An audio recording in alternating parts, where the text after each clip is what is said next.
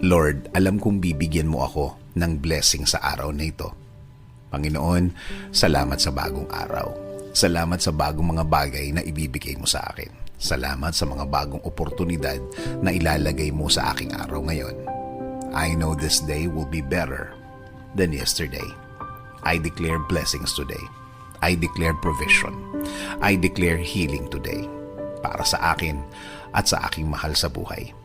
Alam ko na kapag kayo ang kasama namin, Lord, things will be okay.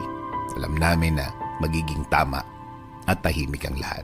Alam din namin na kasama namin ang proteksyon sa araw na ito.